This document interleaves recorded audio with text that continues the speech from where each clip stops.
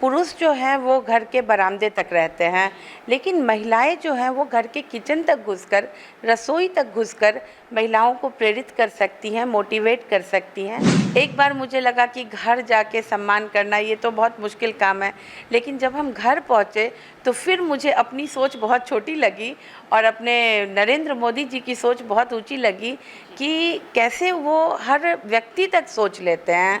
भाजपा हर व्यक्ति तक सोच लेती है कि कैसे करने से व्यक्ति उनके साथ होगा और सबों का साथ और सबों का विकास यहाँ चरितार्थ होता नज़र आता है। हमें स्वतंत्रता अंग्रेज़ों से मिली, मगर हमें मानसिकता को स्वतंत्र करना ज़रूरी है। हमें अपनत्व को अपनाना है, हमें भारतीयता को अपनाना है, हमें अपने राष्ट्र और समाज के विकास को अपनाना है।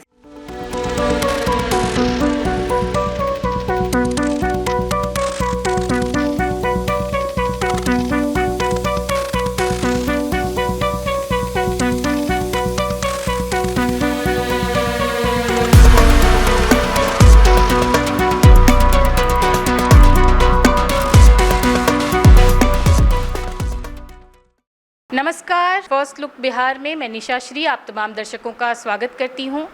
दर्शकों, जैसा कि आप जानते हैं कि बिहार विधानसभा का जो चुनाव है वो इस साल के उत्तरार्ध में होना है और इस सिलसिले में हम आपको तमाम जानकारियां समय समय पर उपलब्ध कराते रहते हैं। आज हमने स्टूडियो में जिनको आमंत्रित किया है वो आपको बिहार में जो भाजपा का जो अभी क्या सब तैयारियां चल रही हैं हमारे क्षेत्र में, इस विषय में जानकारी देंगी, क्योंकि हमारे साथ आज स्टूडियो में उपस्थित हैं डॉक्टर मोनालिसा, जो कि भाजपा की महिला मोर्चा की अध्यक्ष हैं। सबसे पहले तो अध्यक्ष पद के लिए आपको बहुत बहुत बधाई। धन्यवाद। और सबसे पहले मैं अपने शीर्ष नेतृत्व का धन्यवाद करना चाहूँगी, नरेंद्र मोदी जी का, दिलीप जायसवाल जी का, नित्यानंद राय जी का, उप मुख्यमंत्री सम्राट चौधरी जी का और हमारे माननीय जिलाध्यक्ष श्री विवेक कुमार जी, अभिभावक सुरेश शर्मा जी का, कि उन्होंने मुझे आधी आबादी का नेतृत्व करने का मौका दिया। आधी आबादी जो महिलाओं की आबादी है उसका नेतृत्व करने का मौका दिया और मैं अपनी पूरी कोशिश करूँगी कि मैं अपने इस काम को सफलतापूर्वक निर्वहन कर सकूँ और अपनी आधी आबादी को, महिलाओं को आगे लाने के लिए प्रयत्नशील रहूं।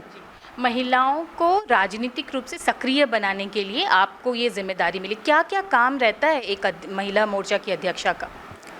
महिला मोर्चा की अध्यक्षा होने के नाते महिलाओं को पहले तो फ्रंट लाइन पर लाना, महिलाओं की भागीदारी को, महिलाओं की भूमिका को समाज में आगे लेकर आना। सबसे पहला काम तो है मुझे अपना ज़िला का टीम तैयार करना है। उसके बाद मेरे पास 6 विधानसभा है, 6 विधानसभा में 36 मंडल हैं और हर मंडल के महिला मोर्चा अध्यक्ष को नियुक्त करना, उनको सेलेक्ट करना और उनको प्रमोट करना कि कैसे बूथ तक हमारे चुनाव प्रक्रिया को कामयाब बना सकें, क्योंकि पुरुष जो हैं वो घर के बरामदे तक रहते हैं, लेकिन महिलाएं जो हैं वो घर के किचन तक घुसकर, रसोई तक घुसकर महिलाओं को प्रेरित कर सकती हैं, मोटिवेट कर सकती हैं और उन्हें अब भाजपा का एजेंडा बता सकती हैं। और इसलिए महिलाओं की भूमिका और महिलाओं की भागीदारी बहुत ही अहम भूमिका अदा करती है किसी भी नेतृत्व में, किसी भी पार्टी में और किसी भी चुनाव में। तो मेरी पूरी कोशिश रहेगी कि महिला को बूथ स्तर तक एक्टिव करें और मंडल से, जिला से लेकर मंडल से लेकर बूथ स्तर तक महिलाओं को एक्टिव करें, ताकि हमारा जो मतदान का परसेंटेज है महिलाओं का वो आगे बढ़ सके। और साथ ही में जो लाभकारी योजनाएं हैं हमारे सरकार की, जो नरेंद्र मोदी जी की लाभकारी योजनाएं हैं महिलाओं के लिए, या माननीय नीतीश कुमार जी की लाभकारी योजनाएं हैं महिलाओं के लिए, उनको महिलाओं तक पहुंचा सकें और साथ ही में महिला जिनको नहीं मिल रहा है उस कारण को भी जान सकें कि आखिर उन महिलाओं को क्यों नहीं मिल रहा है, कहाँ वो दिक्कत आ रही है जिससे कि नहीं मिल पा रहा। तो भाजपा के जो कार्यकर्ता होते हैं उनका एक जो लक्ष्य होता है कि घर घर तक भाजपा पहुंचाना, तो एक तरह से इस कार्य में आप पूरी तरह से जुट चुकी हैं। जी जी, इस कार्य में पूरी तरह से जुड़ चुकी हूँ। अभी शुरुआती दौर है। अभी शुरुआती दौर में जिला और मंडल की कमेटी को तैयार करने में लगी हूँ। अब आगे हर मंडल का, हर प्रखंड का दौरा करने के बाद महिलाओं को आगे लाने का काम करेंगे। आपने बताया कि हमें पार्टी का एजेंडा जो है वो समझाना होता है। क्या है पार्टी का एजेंडा इस बार बिहार चुनाव और अपने जो विधानसभा क्षेत्र है उस चुनाव को लेकर? देखिए, भाजपा के पार्टी का एजेंडा जो है वो बहुत ही स्वच्छ है। हम किसी से भी गलत उम्मीद भी नहीं करते हैं और गलत तरीका भी नहीं अपनाते हैं। भाजपा का एजेंडा है कि हर कोई, सबका साथ, सबका विकास और सबका विश्वास।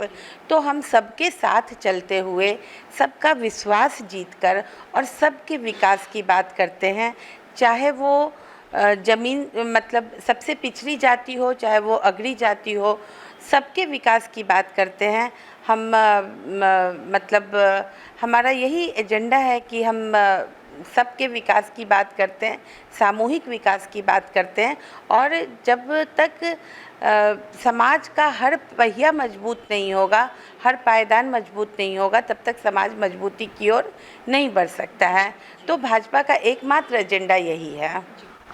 अभी जाहिर सी बात है कि राजनीति अब सिर्फ पर्चों पर और अखबारों तक सीमित नहीं रह गई है, सोशल मीडिया तक चली गई है। महिला मोर्चा की अध्यक्षा बनने के बाद जब हमने आपके सोशल मीडिया को फॉलो करना शुरू किया तो देखा कि आप अलग अलग क्षेत्रों में जाकर के, और अभी कुछ ही दिन पहले जो एक शहीद स्मारक था आपको सकरा क्षेत्र में, वहाँ की आप सफाई करती हुई देखी गई। तो ये सारा जो कार्यक्रम है इसका उद्देश्य क्या होता है? देखिए, इन कार्यक्रमों का उद्देश्य होता है, फिर मैं वही बात कहूँगी, समाज के हर क्षेत्र को समाज से जोड़ना, समाज के हर क्षेत्र को समाज से जोड़ना। अभी कुछ दिन पहले महिला मोर्चा के पास रक्षाबंधन का कार्यक्रम आया था। तो रक्षाबंधन के कार्यक्रम में हमें सिर्फ बड़े लोगों को राखी बांधने का दिशा निर्देश नहीं था, हमें फल वालों को, सब्जी वालों को, सफाई कर्मी को, हर व्यक्ति को राखी बांधने का संदेश था। क्योंकि हर व्यक्ति समाज की सुरक्षा और समाज के विकास में अहम योगदान और अहम भूमिका निभाते हैं। उसी तरह जब स्वतंत्रता दिवस का कार्यक्रम आया तो स्वतंत्रता दिवस में तिरंगा यात्रा, हर घर तिरंगा, शहीद स्मारकों की सफाई, ताकि हम उन हर शहीद को याद कर सकें आज के दिन, चाहे उन्होंने अपने छोटा बलिदान दिया हो, चाहे वो बड़ा बलिदान दिया हो। खुदीराम बोस को तो हर कोई जान रहा है, शहीद भगत सिंह को हर कोई जान रहा है, लेकिन सकरा में स्थित एक अमीर चंद जी की शहीद स्मारक है, जिनको सकरा के रजिस्ट्री ऑफिस में अंग्रेज़ों ने गोली मारकर हत्या कर दी और 11 अगस्त को उनका शहादत दिवस था। उनके स्मारक को मैंने ढूंढने की कोशिश की और उस स्मारक की सफाई की, तो मुझे मतलब बहुत गर्व महसूस हुआ कि मैं भाजपा पार्टी से बिलोंग करती हूँ। और नरेंद्र मोदी जी की जो मतलब ऊंची सोच है, उस पर मुझे बहुत गर्व हुआ कि कैसे वो हर व्यक्ति तक पहुंचना चाहते हैं। इसी तरह अभी पीछे शहीदों का सम्मान के उसमें कार्यक्रम चल रहा था, तो महिला मोर्चा का कार्यक्रम आया शहीदों के घर जाकर उनको सम्मानित करना।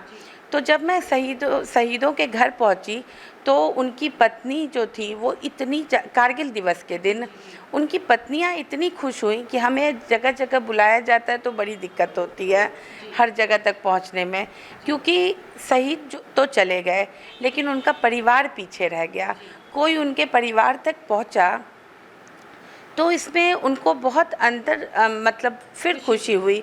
एक बार मुझे लगा कि घर जाके सम्मान करना ये तो बहुत मुश्किल काम है, लेकिन जब हम घर पहुँचे तो फिर मुझे अपनी सोच बहुत छोटी लगी और अपने नरेंद्र मोदी जी की सोच बहुत ऊंची लगी कि कैसे वो हर व्यक्ति तक सोच लेते हैं।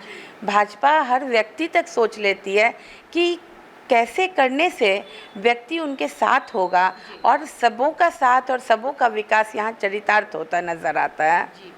अगर 15 अगस्त की ही हम बात करें तो 15 अगस्त को लाल किला की प्राचीर से प्रधानमंत्री ने एक बड़ा ही कड़ा संदेश देते हुए अब हमारे दुश्मन देशों को एक संदेश जैसा दिया है कि किसी तरह का थ्रेट वो इस बार नहीं सहने वाले हैं।